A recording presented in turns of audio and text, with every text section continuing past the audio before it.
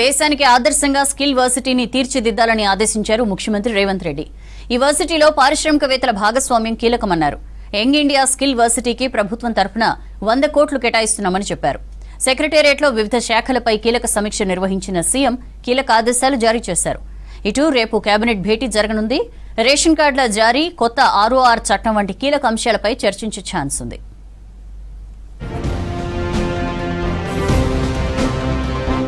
Young India skill university నిర్వహణకు ప్రభుత్వం తరపున 100 కోట్లు కేటాయిస్తామన్నారు సీఎం రేవంత్ రెడ్డి. వర్సిటీ పూర్తిస్థాయి నిర్వహణ కోసం కార్పస్ ఫండ్ ఏర్పాటుకు పారిశ్రామికవేత్తలు ముందుకు రావాలని కోరారు. పారిశ్రామికవేత్తలు ఎవరికి తోచిన విధంగా వారు వివిధ రూపాలలో స్కిల్ యూనివర్సిటీ నిర్వహణకు సహకారం అందించాలన్నారు. సెక్రటేరియట్లో యూనివర్సిటీ బోర్డుతో సమావేశమయ్యారు సీఎం రేవంత్. ఈ ఏడాది నుంచి స్కిల్ యూనివర్సిటీలో ప్రారంభించే పలు కోర్సుల వివరాలను పారిశ్రామికవేత్తలకు వివరించారు అధికారులు. తెలంగాణ నుంచి నైపుణ్యం కలిగిన యువతను ప్రపంచానికి అందించాలన్న ముఖ్యమంత్రి రేవంత్ రెడ్డి ఆలోచన గొప్పదన్నారు ప్రముఖ పారిశ్రామికవేత్త, skill varsity board chairman Anand Mahindra. ముఖ్యమంత్రి మంచి విజన్ ఉన్న నాయకుడన్నారు. వర్సిటీ బోర్డు చైర్మన్ గా ఉండాలని కోరగానే తాను ఒప్పుకున్నానని చెప్పారు ఆనంద్ మహీంద్ర. సివిల్ సప్లైపై ఉన్నత స్థాయి సమీక్ష నిర్వహించారు ముఖ్యమంత్రి రేవంత్ రెడ్డి. సమావేశానికి మంత్రులు ఉత్తమ్ కుమార్ రెడ్డి, పొంగులేటి, దామోదర్ రాజనరసింహ, ప్రభుత్వ ప్రధాన కార్యదర్శి శాంతికుమారి, సంబంధిత అధికారులు హాజరయ్యారు. రాష్ట్రంలో కొత్త రేషన్ కార్డుల జారీ, హెల్త్ కార్డుల అంశంపై ఇందులో ప్రధానంగా చర్చిస్తున్నట్లు తెలుస్తోంది.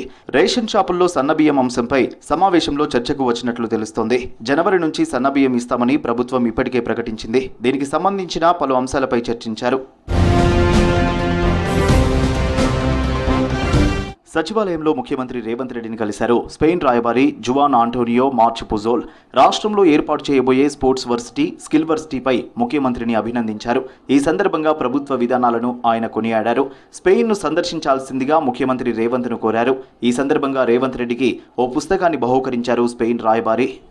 రేపు ముఖ్యమంత్రి రేవంత్ రెడ్డి అధ్యక్షతన కేబినెట్ భేటీ కొనసాగనుంది. ఈ సమావేశంలో కీలక నిర్ణయాలు తీసుకునే ఛాన్స్ ఉంది. కొత్త ROR చట్టం, రైతులకు పంట సాయంతో పాటు కొత్త రేషన్ కార్డుల జారీ వంటి కీలక అంశాలపై చర్చించే అవకాశం ఉంది. రాష్ట్రంలోని స్కూళ్లకు దసరా సెలవులు ప్రకటించింది పాఠశాల విద్యాశాఖ. అక్టోబర్ 2వ తేదీ నుంచి 14వ తేదీ వరకు ప్రభుత్వం సెలవు ప్రకటించింది. దీంతో అక్టోబర్ 15వ తేదీన పాఠశాలలు తిరిగి ప్రారంభం కానున్నాయి. అక్టోబర్ 2వ తేదీ గాంధీ జయంతితో సెలవులు ప్రారంభం కానున్నాయి. ఆ తర్వాత నుంచి బతుకమ్మ, దసరా సెలవులు ఉంటాయని విద్యాశాఖ అధికారులు వివరించారు.